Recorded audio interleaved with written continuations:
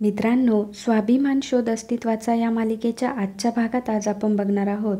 मोठी आई पाणी पिण्यासाठी किचनमध्ये येते तेव्हा आदिती मॅमही तिथे येतात.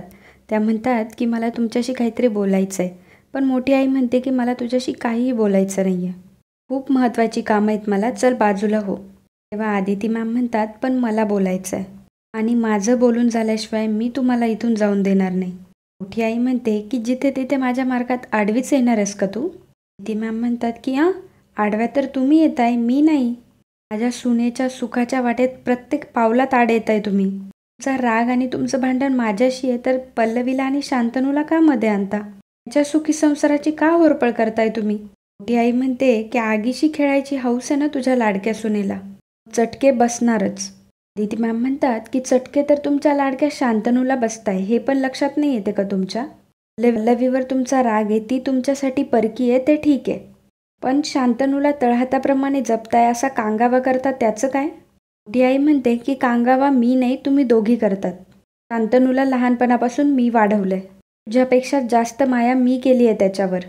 आदिती मॅम म्हणतात की माया नाही केली, मायेच्या जाळ्यात अडकवलंय तुम्ही माझ्या शांतनूला. मोठी आई म्हणते की तुला काय म्हणायचंय ते म्हण गं. तुझं जरी त्याच्याशी रक्ताचं नातं असलं ना तरी शांतनू माझ्या खूप जवळ आहे.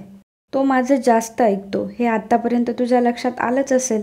आणि तरीही तुम्ही दोघींनी हा प्रयत्न केला म्हणजे तुमचं कौतुकच करायला हवं. पण वाईट वाटलं गं, तुमचा प्रयत्न फसला ना. पण आता तुला आणि पल्लवीला माफी नाही. युद्ध पल्लवीने सुरू केलंय आणि आगीत तिने उडी मारली आहे. मग ती आता होरपळू दे नाही तर जळून राख होऊ दे, पण आता तिची सुटका नाही. मोठी आई जायला निघते तेव्हा आदिती मॅम तिला थांबवतात. म्हणतात की सत्याची ताकद कुठल्याही अग्निदिव्यातून सुखरूप बाहेर काढते, हे विसरला का तुम्ही सुपर्णा वहिनी? आतापर्यंत एक नाही 100 अपराध केलेत तुम्ही आणि ते सर्व सिद्ध केल्याशिवाय आम्ही स्वस्थ बसणार नाही, हे तुम्ही लक्षात ठेवा. मोठी आई म्हणते की शांतनूसमोर एक अपराध सिद्ध करायला गेलात आणि त्याने भीकसुद्धा घातली नाही तुम्हाला आणि माझे 100 अपराध सिद्ध करणार तुम्ही? करा, प्रयत्न करा, बघूयात जमतंय का तुम्हाला. इकडे पल्लवी गीता. मित्रांनो, जर अजूनही तुम्ही चॅनलला सबस्क्राईब केलं नसेल तर प्लीज चॅनलला सबस्क्राईब करा, कारण आपल्या व्ह्यूअर्सपेक्षा आपले सबस्क्रायबर खूपच कमी आहेत.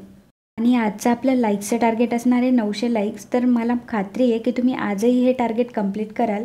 सोबत कॉलेजमध्ये आलेली असते एवढ्यात तावडेचा फोन येतो. गीता म्हणते अगं घे ना फोन, कसला विचार करतेस? रवी म्हणते की काही महत्त्वाचा नाही आहे, तू हो पुढे, मी येतेच. रवी फोन घेते तेव्हा तावडे म्हणतो की अहो पल्लवीताई, माझी पोर आजारी आहे, दवाखान्यात आहे ती, मला पैसे लागणार आहे, तुम्ही देणार होता ना? मी तुम्हाला सकाळी मेसेजही केला होता. रवी म्हणते की हो, मी बघितला तुमचा मेसेज, फक्त मी आज काहीतरी व्यवस्था करते आणि पैसे देते तुम्हाला. मी काळजी करू नका, तुमची मुलगी नक्की बरी होईल. पल्लवी फोन ठेवून देते आणि मनात म्हणते की यांच्यासाठी पैशांची व्यवस्था करायलाच हवी, पण बाबांशी बोलते. इकडे जगण्या सांगतो तावडेला सोडवायला प्रभाकर सर आणि आदिती मॅम आले होते. प्रदीप म्हणतो की तू जे बरळतोय ते खरं आहे ना? जगण्या म्हणतो की मी तुमच्या फॅमिलीला चांगलंच ओळखतो. इतका शॉक तुम्हाला बसलाय ना तितकाच आम्हालाही बसला होता. जे घडलंय तेच सांगितलं, यातलं काय बी खोटं नाही आहे. प्रदीप लगेच मोठ्या काकांना फोन करतो आणि सांगतो की मिळालेली माहिती इतकी शॉकिंग आहे ना की तुमचासुद्धा विश्वास नाही बसणार. तावडेला सोडायला आपल्याला नवीन गोडाऊनवर कोण आलं होतं माहिती आहे? मोठे काका विचारतात की कोण? तेव्हा प्रदीप म्हणतो की प्रभुदादा आणि आदिती. ऐकून मोठ्या काकांना तर धक्काच बसतो. ते म्हणतात काय सांगतोय तू, प्रभाकर आणि आदिती? तू काही घोळ तर घालत नाही आहे ना नेहमीसारखा? प्रदीप म्हणतो की नाही दादा, माझासुद्धा विश्वास बसत नव्हता, पण मी आता खात्री करून घेतली आहे. आपल्या जगण्यानेच सांगितलंय की ते दोघं तावडेला सोडवायला गेले होते म्हणून. जगण्या त्या दोघांना चांगलंच ओळखतो. ते काका म्हणतात की बघ, मी तुला म्हटलं होतं ना त्या पल्लवीला कोणाची तरी भक्कम साथ आहे. आपल्या घरातूनच शत्रूला दारुगोळा पुरवला जातोय. ठीक आहे, ठेव. त्या पल्लवीचा आता बंदोबस्त कसा करायचा ना ते मीच बघतो. पल्लवी प्रभाकर सरांच्या केबिनमध्ये येते. पल्लवीला प्रभाकर सरांकडे कसे पैसे मागावे हे कळत नाही. तेव्हा प्रभाकर सर म्हणतात की काय झालं, काळजीत आहेस का? शांतनूने पुन्हा काही केलं? पल्लवी म्हणते की नाही बाबा, जरा वेगळं कारण आहे. तावडे मला फोन करत होता आणि सकाळी मेसेजही केला होता त्याने. त्याची मुलगी आजारी असं त्यांना सांगितलं होतं ना आपल्याला. त्यांच्या मुलीच्या ट्रीटमेंटसाठी मी पैसे देईन, त्यांना मदत करेल असं म्हटलं होतं मी त्यांना. प्रभाकर सर म्हणतात की ठीक आहे ना, मग तू शब्द दिला होता ना त्यांना, देऊयात ना आपण पैसे. एक काम कर, तू स्वतः बँकेत जा, मी तुला स्लिप भरून देतो. तू जाऊन कॅश काढ आणि अमाऊंट टाक. नेमकं प्रभाकर सरांचं बोलणं आणि पल्लवीचं बोलणं मोठे काका बाहेरून ऐकतात. प्रभाकर सर पल्लवीला म्हणतात की खरं तर मीच चेक दिला असता, पण त्यात 2-3 दिवस जातील ना. पल्लवी प्रभाकर सरांना थँक्यू म्हणते. मोठे काका मनात म्हणतात की प्रभाकर, हिला मदत करण्याची शिक्षा मी तुला देईलच. सध्या पल्लवीला अद्दल घडवायची वेळ आली आहे. तावडेला भेटायला निघाली आहे काय? ही भेट कायम तुझ्या लक्षात राहील अशी व्यवस्था करतो आता. पल्लवी, बघच तू आता. मोठे काका लगेच त्यांच्या केबिनमध्ये येऊन मोठ्या आईला फोन करतात. मोठे काका म्हणतात की सुपर्णा, आता तुला आपल्या खेळातली एक महत्त्वाची चाल खेळायची आहे. मोठी आई म्हणते की म्हणजे नेमकं करायचं काय आहे? आई म्हणजे तुमच्या मनात नक्की काय आहे? तेव्हा मोठे काका म्हणतात की मी सांगतो, नीट काळजीपूर्वक ऐक आणि तसंच कर. मग मोठे काका मोठ्या आईला प्लॅन सांगू लागतात. मोठी आई फोन ठेवते आणि म्हणते की आता खरी खेळायला मज्जा येणार.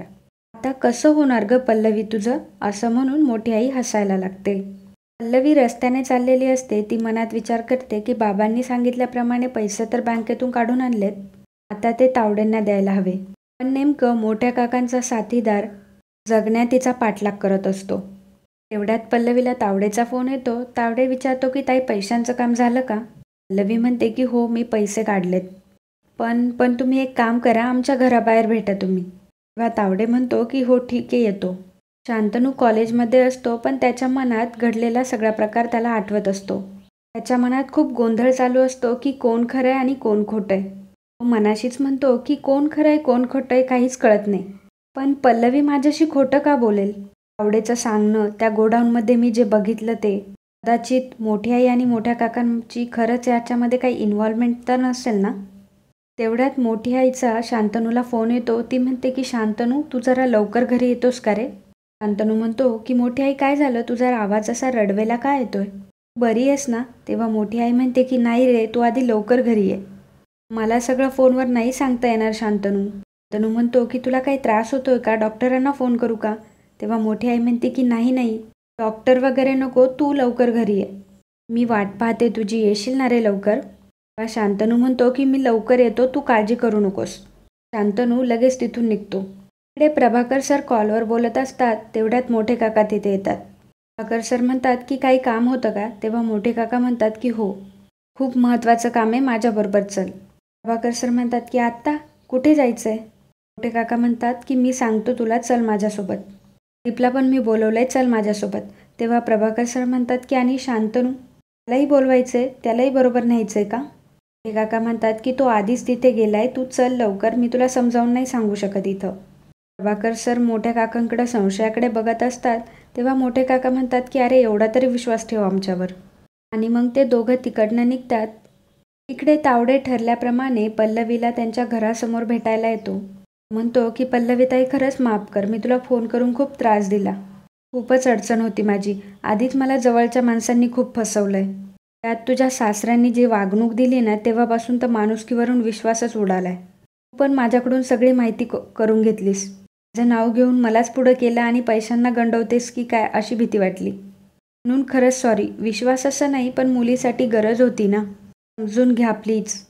पल्लवी म्हणते की कोणाच्याही सांगण्यावरून केला असला तरी तुम्ही जो गुन्हा केलाय ना, तो माफ करण्यासारखा नाही आहे. मी कधीच याचं समर्थन करणार नाही.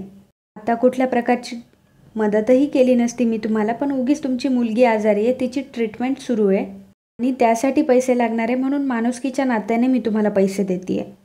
तावडे म्हणतो की पल्लवी, खरंच तुझे खूप उपकार झाले गं.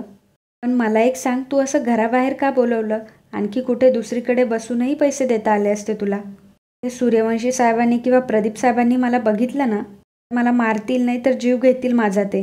पल्लवी म्हणते की काळजी करू नका, ते सर्व बाहेर गेलेत आणि बाहेर आपण जर भेटलं असतं तर ते जास्त धोकादायक होतं. आपण इथे सुरक्षित आहोत, तुम्ही काही काळजी नका करू. आणि जर काही गरज लागली तर घरातलेच धावून येतील, त्यामुळे तुम्ही घाबरू नका. तेव्हा तावडे म्हणतो की पैसे देताय ना? पल्लवी म्हणते की हो. इकडे मोठी आई म्हणत असते की शांतनू अजून पोचला नाही, तो जर वेळेत आला नाही तर सगळ्या प्लॅनचा बट्ट्याबोळ होईल. पल्लवी तावडेला पैसे द्यायला जाणार, तेवढ्यात शांतनू तिथे येतो आणि पल्लवीचा हात पकडतो. हे बघून तर मोठ्या आईला अजूनच आनंद होतो. पल्लवी म्हणते की शांतनू. तेव्हा शांतनू त्याचं सगळं संतुलन गमावतो आणि पल्लवीवर खूप मोठ्याने ओरडतो. तावडेची कॉलर पकडतो आणि म्हणतो की तू इथे काय करतोय आणि कसले पैसे घ्यायला आलाय? बोल पटकन. पण तावडे तिथून निसटून जातो. रवी म्हणते की शांतनू एवढं चिडायला काय झालंय? त्या तावडेंना मीच इथं बोलवलंय. शांतनू म्हणतो की जस्ट शट अप. हे असले उद्योग चाललेत का तुझे? त्यात विभावरी मेघना आदिती तिथे येतात. त्या विचारतात की काय झालं? तेव्हा मोठी आई म्हणते की अगं विभा बघितलंस का? मला तर काही कळेनासच झालंय बघ ना. आणि मग त्या सर्वजणी बाहेर येतात. शांतनूला विचारतात की अरे शांतनू काय झालं एवढं? शांतनू म्हणतो की हे सगळं मला विचारण्यापेक्षा हिला विचार काकू. आज तिला सगळ्या प्रश्नांची उत्तरं द्यावी लागतील. तेवढ्यात मोठे काका प्रदीप आणि प्रभाकर सरही तिथे आलेले असतात. रवी म्हणते की शांतनू अहो कुठल्या प्रश्नांची उत्तरं द्यायची आहेत मी? आणि एवढं काय केलं मी? तेव्हा शांतनू म्हणतो की लाज वाटत नाही तुला अशी प्रश्न विचारताना?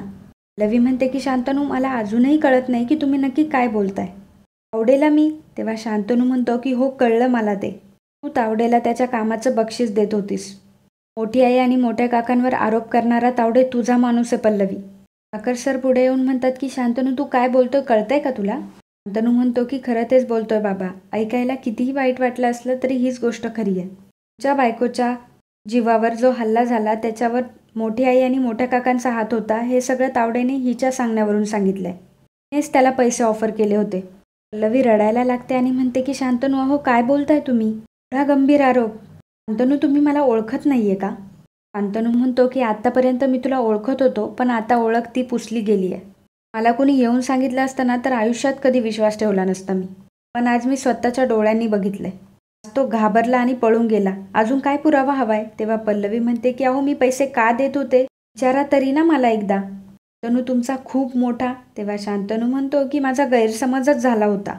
मला वाटलं होतं की पल्लवी माझी आहे. माझं घर म्हणजे तिच्यासाठी सर्वस्व आहे. ती कधी चुकूच शकत नाही हा माझा गैरसमज होता. पण आता डोळे उघडलेत माझे. तुझ्या तोंडून नावसुद्धा ऐकून घ्यायची इच्छा नाही आहे माझी. मला फक्त एका प्रश्नाचं उत्तर दे की तू असं का वागलीस? का हा डाव खेळलास तू सांग मला.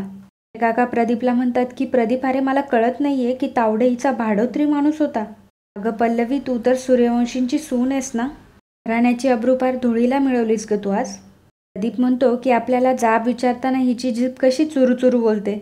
पण आत्ता मात्र तोंडाला कुलूप बोल ना आता. मोठे काका म्हणतात की अरे काय बोलणार आहे ती? तिच्याकडं उत्तर असेल तर बोलेल ना. बघताय ना सगळे आम्ही निर्दोष आहोत. हे सूर्यप्रकाशा इतकं स्वच्छ आहे. उलट हीच कारस्थानी आहे हे आज सिद्ध झालंय. प्रभाकर सरांचा मात्र हे सगळं ऐकून संयम संपतो. म्हणतात की बस झालं. आणि मित्रांनो आजचा भाग इथेच संपतो. पुढील भागात आपल्याला पाहायला मिळणार आहे पल्लवी शांतनूला म्हणते त्याचा हात धरून मी या घराचा उंबरठा उलटला होता त्या जोडीदाराचाच माझ्यावर विश्वास नाही. मग या घरात राहण्याला तरी काय अर्थ आहे?